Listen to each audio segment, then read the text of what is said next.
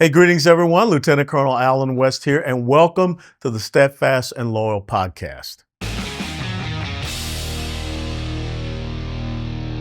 You gotta light 'em up before they burn it down. Better dig deep, put 'em in the ground. Blood on their hands, they're hellbound. Save us all. They're gonna burn it down. Save us all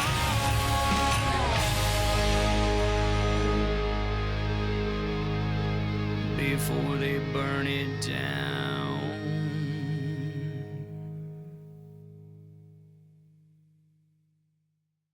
So often when I travel around the country and people ask me about, what's going on in Texas, how things in Texas, they know, and people are paying attention to the Senate race between Attorney General Paxton and this James Tallarico state representative. And they're saying, how can it be that close? How can, Tallarico even be ahead? Well, one of the things you have to think about is what's going on in the major urban population centers all across the state of Texas. I live here in Dallas County, and I will tell you that in Dallas County, and so many people are shocked when I say this, in Dallas County, there's not a single Republican elected in the county leadership. None, nobody in Dallas. And of course, a lot of people know about Austin and Travis County, but you see the same thing down in Houston, Harris County, San Antonio, Bexar County, El Paso County. And so what the left is doing all across this United States of America, they're coming into red states and they're taking over the major urban population centers. And I always tell people, you have to fight local in order to win national, because if you start to lose locally, as we have seen in so many states, like a Colorado, who used to be a solid red state, they all of a sudden trend and become a blue state. And that's why I'm so thrilled to have someone that is running to be the next Dallas County judge. Now, when you say Dallas County judge, that means the chief county administrator. And that is United States Air Force retired Colonel, full Colonel, Mike Immler. Mike, thanks so much for being here with us. Well, Alan, great. Thank you for having me, and it's an honor to be here. And I look forward to sharing with you and the folks out here what we can do to make Dallas County red again. Well, fantastic. And so let's talk about your background, because you have an incredible, impeccable background. And, I benefited from it with your time with AFI. So tell us a little bit about Colonel Mike Immler. Well, sure. I grew up in an Air Force family. My dad was Air Force. He was a pilot. So I got to live a lot of different places. But after law school, I decided that I wanted to continue to serve. And so I joined the United States Air Force. Served in the Air Force 5 years active as an attorney. And then I transitioned to the reserves, where I continued serving this country. So proud to be able to do that. Yeah. And, when we raise our right hand to defend this country, we're just part of that 1%ers. And for those, it's a great tribute for me and an honor for me to represent this country. And I did so for 30 years. But as a reservist, I also had the opportunity to work in the civilian world. And as you mentioned, I worked for the Army and Air Force Exchange Service, which is headquartered here in Dallas. Yep. It's an $8 billion a year worldwide organization that takes care of military families around the world. Yes, it does. So if you live in Germany or Korea, or if you're stationed in Iraq or Afghanistan during the OEF, OIF, we provided a little bit of America for you to make you feel like you're at home. So that was what we did for our military families. I served there for 33 years. I was fortunate enough to go through the ranks and ended up, I was a chief strategy officer. I was a chief compliance officer. I was an executive vice president. And then I ended up being the deputy CEO. Wow. And so the number 2 person in an $8 billion a year worldwide organization. So I got a lot of opportunities to deal with complex issues, both international and national, because we did work with folks in Germany and the Pacific. So I have a business background on top of my legal background. So I think that gives me a lot of opportunities to bring some common sense to our county government, and then make sure that we start operating our government a little bit more businesslike Yeah. and get rid of some of that waste and abuse that sometimes has a tendency to find its way into government operations. Well, you're talking about effectiveness and you're talking about efficiencies. And, for the people out there, when you talk about AFES, you're talking about, the military Walmart. Because as you say, it is not just on our military installations here, but you're also, deployed. Like I said, I was at Kandahar, Afghanistan. I was in Iraq. I mean, you were right there with us. And so when you look at that, I mean, your understanding of supply chain management and all of these different business practices, how does you think that benefits you in transitioning to look at a place like Dallas County?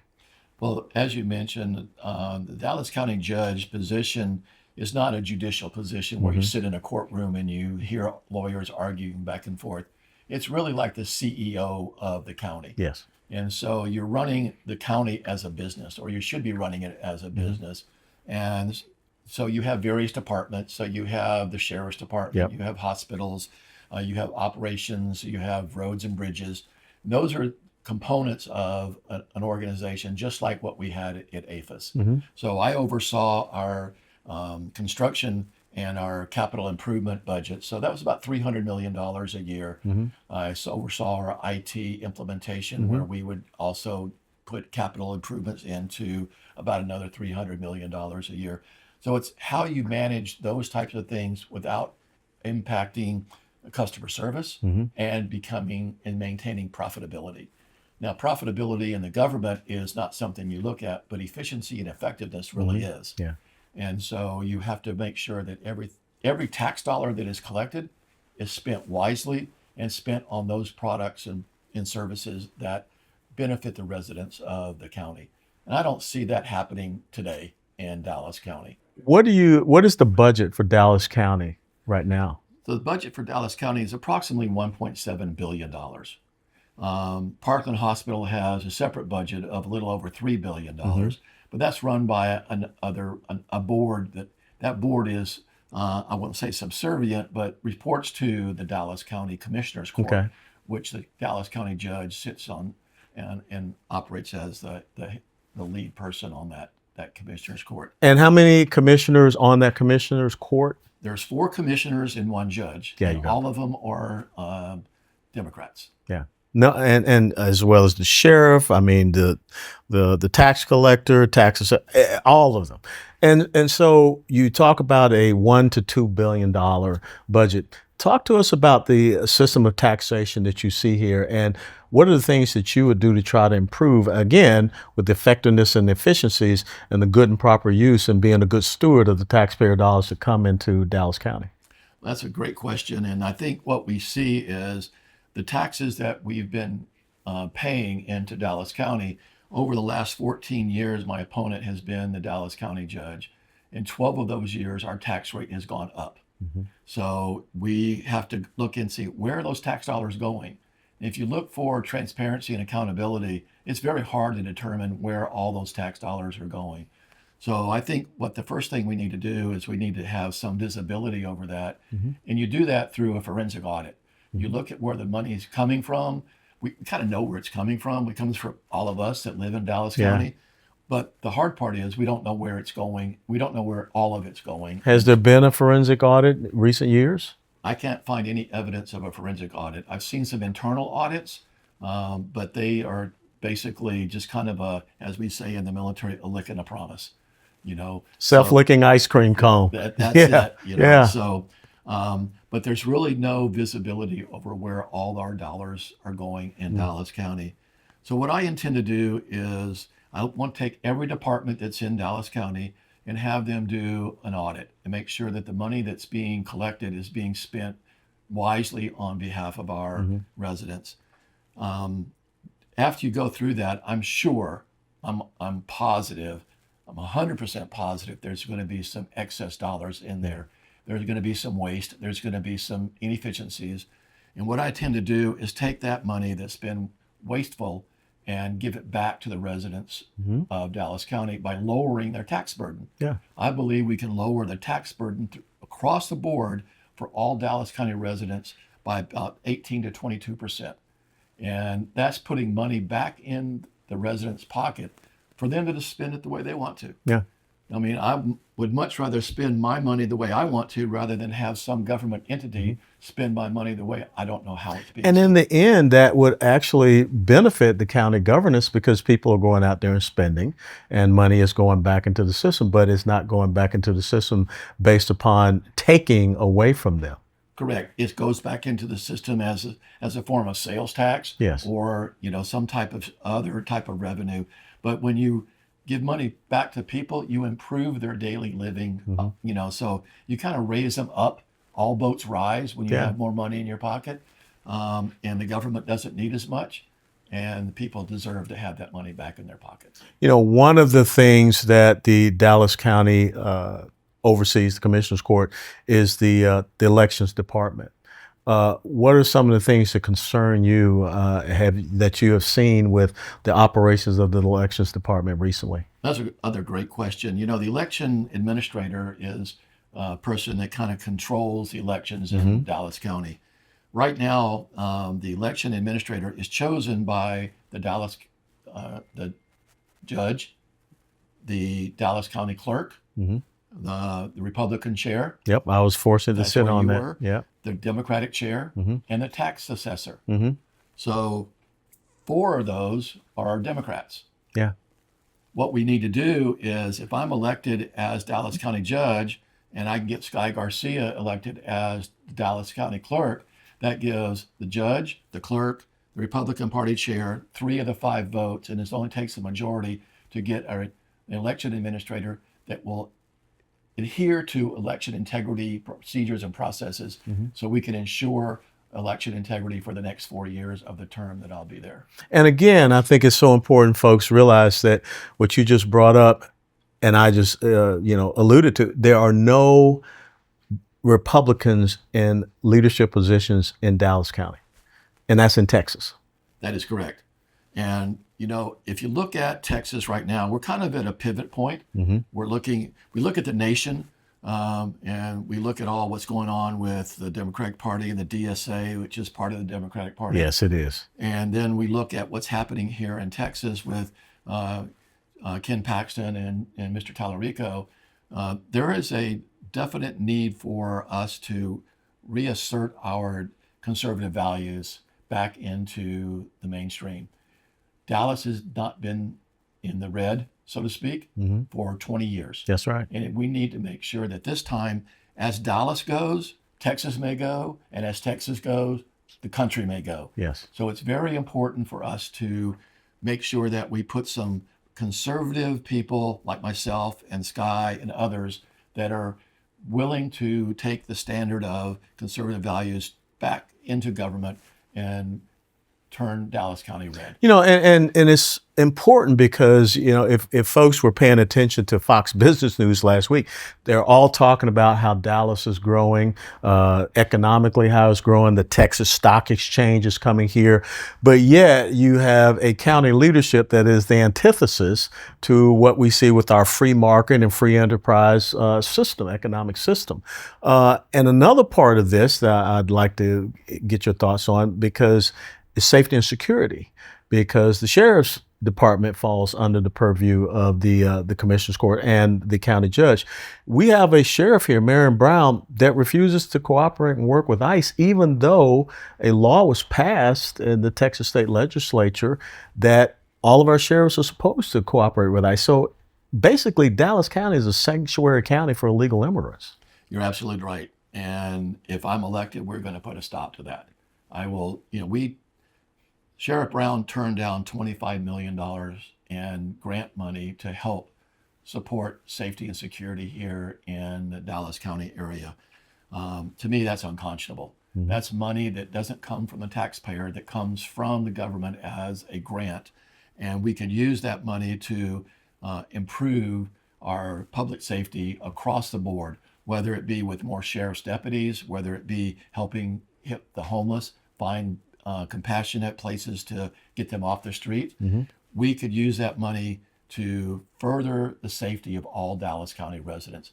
But they turned it down, and they stood on their principles of, we want to support the immigrants who've come into this country illegally, and we're going to protect them. We're not going to protect our residents. We're going to protect folks that aren't citizens and aren't part of, our communities. Yeah, I mean, we've got a problem with Trinidad right here, the violent Venezuelan criminal gang. And again, I think that everyone wants to be safe and secure. They don't want to see people that are here part of a criminal element. And let's not forget that when you do come into this country unauthorized, Title 18, United States Code 1325, unauthorized entry to the United States of America is a federal offense. And so we cannot have law enforcement that doesn't want to enforce the law.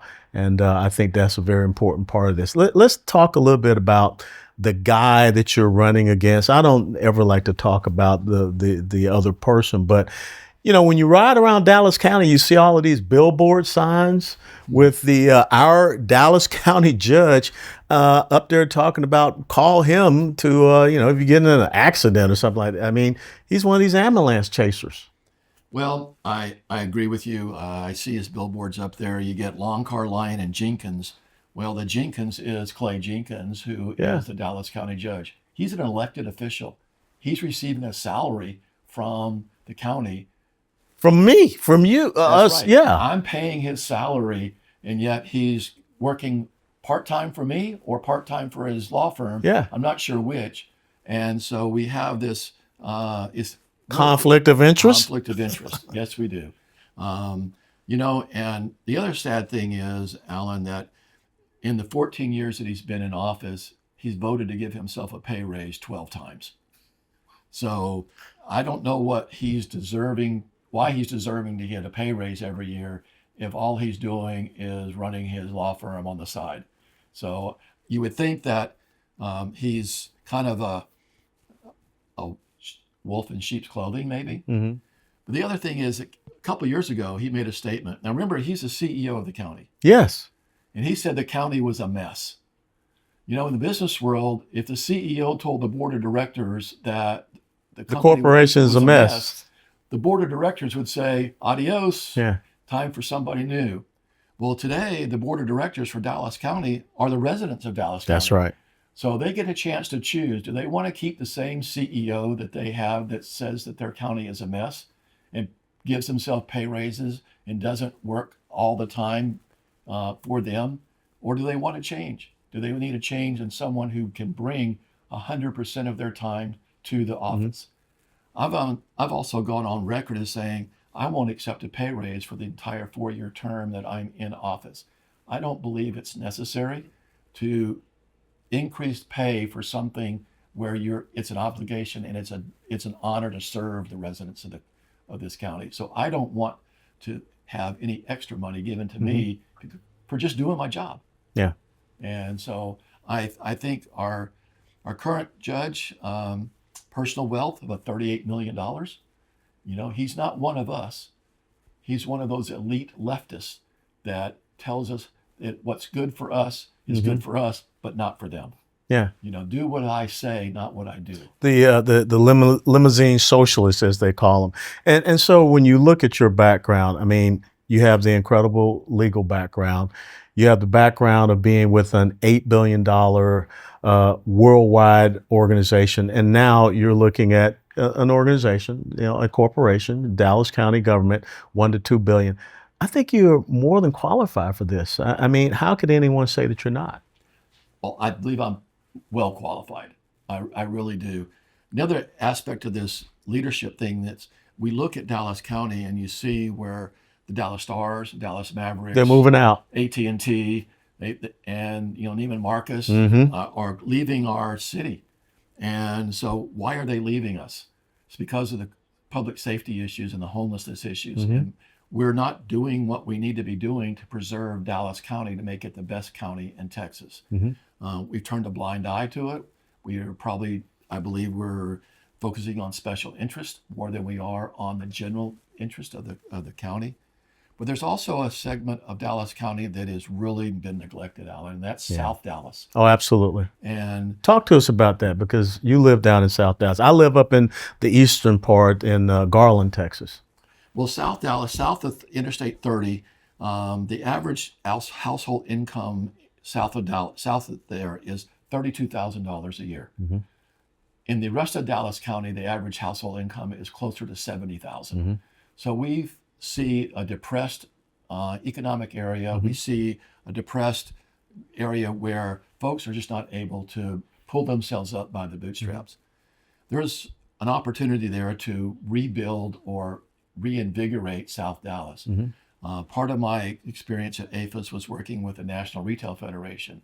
They have a small business task force, and I want to employ that small business task force to come in and plant seeds of opportunities throughout South Dallas, Yeah. from Seagoville to Wilmer to Hutchins to Lancaster, DeSoto, Cedar Hill, Duncanville, and even over to Grand Prairie.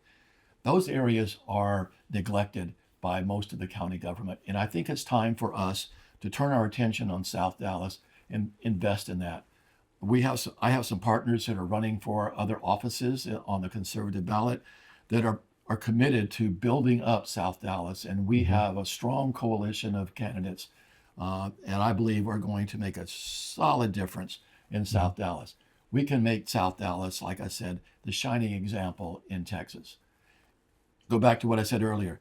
Dallas is better, Texas is better, the United States stays conservative. You're absolutely right. So as you look at this right now, because folks will say, it's an uphill climb. What is your strategy for your campaign? We're in August. I mean, people are going to start coming back from summer vacations. How do you get your message out? How do you connect with people? Well, what we've been doing, Alan, is we've been having a lot of meet and greets. I mentioned South Dallas for a reason, because there's a lot of dissatisfaction and disenfranchisement going on in South Dallas. Folks are tired of being given empty, meaningless promises about, okay, well, we're just vote my way and we'll take care of you. Well, that's been going on for 33 years in South Dallas, and their lives have not improved. What I'm trying to do is get a message across is we're going to bring revitalization, we're going to bring investment dollars, we're going to bring energy to your community. So our strategy is to look at the disenfranchisement in South Dallas and the minority communities and talk to them about what we're going to do to make their lives better. I'm going to put money back in their pocket by reducing their tax burden. I'm going to give them opportunities to build their own businesses and establish generational wealth for them. There's a community down there called Bonton Farms. Oh, yes, I know about it. It is amazing. What an example of success that is. Used to be a food desert. That's right. And what we can do is we can replicate that in different parts of South Dallas with public-private ventures. We bring in the corporate world, we bring in the faith world, and we bring in a little bit of government to help oversee it. We don't make the government in charge. We don't do what Mayor Mondami is going to do in New York City. Government grocery stores. Government grocery stores, heaven forbid. No, what we're going to do is we're going to give folks the opportunity to have their own business, to build themselves up, to have pride in their organization and pride in their community. At the same time, we're going to have to reduce crime in those communities. And it's a complex matrix there, but I've been doing complex problem solving my whole life. And so it's not that difficult. If I can build a shopping center at Ramstein Air Force Base in the middle of Germany and deal with the German people, I can do this in Dallas County for sure. Yes, absolutely right. Last issue I want to talk to you about, and it's an issue near and dear for a lot of people, and it's an alarming issue that goes back to the Holy Land Foundation trial of 2008.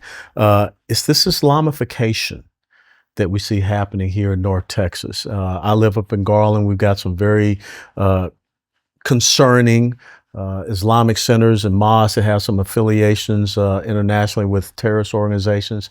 We're seeing this happen in Richardson, which was where the Holy Land Foundation trial, the largest Islamic terrorist foundation trial, happened here in Texas in 2008. What can you do? What would you seek to do to stem the tide of this, very disconcerting move that we see across North Texas? Well, I have to put it this way. I'm a Christian. So I think it's important for us to make sure that our Christian values are incorporated into everything that we do. And we're going to face challenges. And, the good Lord told us that we're going to be persecuted and we're going to be tried and we're going to have tests that we have to overcome. I believe this is one of those tests that He has put in front of us. In order for us to maintain our conservative Christian values, we have to be vocal and we have to stand up and we have to push back. We can't accept folks that are tied to an ideology that is going to overthrow our government.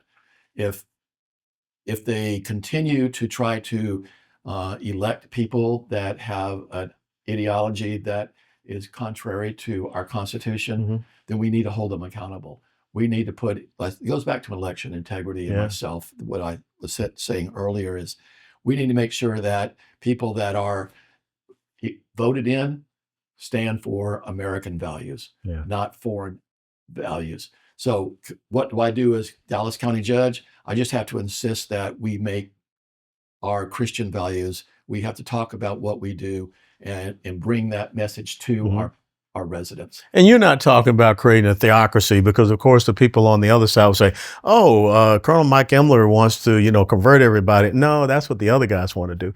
But what you're saying is that your Christian values, your heart, those things will guide your decisions, of course, as a leader. Absolutely. And Christ told us that we should love one another, as He told us to love. As He loved us, we should love others. You can love other people and disagree with them at the same time. As Dallas County Judge, I'm not going to be representing one side or the other. I'm going to be representing everybody in Dallas County, whether they're left, right, center, middle, up or down, or if they're green, yellow, black, white, or purple. I don't care. I'm going to represent every one of them. And that's what we're going to do to make sure that we bring those types of values to our government, Alan. The last minute and a half, 2 minutes are yours. Look right into the camera and say why Colonel Mike Immler running for the top position in Dallas County as the judge. Thank you. So I believe that my background, God has prepared me for my whole life to be here where I am today. I look back over my life and I see where God has given me opportunities and responsibilities.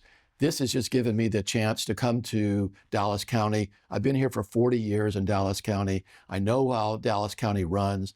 I'm ready to bring my background, my experience, my problem-solving skills, my work ethic to represent the residents of Dallas County. I will put money back in your pocket. I will reduce the crime. I will improve the homelessness issue. I will help small businesses grow here in Dallas County. I will make South Dallas thrive and be a shining example for the rest of the state of Texas. My ultimate goal, though, is to make Dallas County the best county in Texas. It's the largest geographical county, but I want to make it the shining example that everybody that lives in Dallas County can be proud of. And as Dallas County goes, Texas goes, and as Texas goes, the United States goes. So let's make sure that we vote Republican conservative values in November. My name is Mike Immler. God bless America, God bless Texas, and God bless you.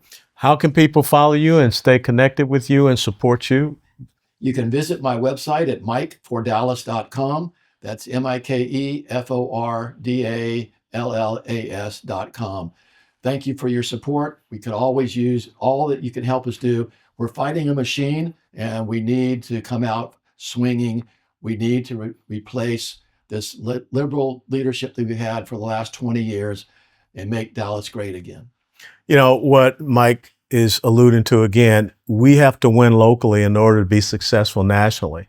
And we cannot continue to lose cities and counties, especially in red states, especially the major urban population centers where you see the greatest amount of failure of Marxist, socialist, communist, progressive, statist, whatever you want to call them, policies that are bringing these areas down. So we want people to come here, to move to Dallas and Dallas County, to move here to Texas, but we got to keep it strong. And I think that Mike Immler is the right person to be in that position. That's why, Mike, you have my unequivocal endorsement for this election. And so if you don't mind an old Army guy supporting an Air Force guy, you got my endorsement in this race. Alan, I'm honored and just a good old fashion here. Hooah. Hooah. There you go. All right. Ladies and gentlemen, thank you so much for joining us for this episode of the Steadfast and Loyal podcast. If you like this episode, if you like this podcast, please click the like button and share it with others. And until next time, always be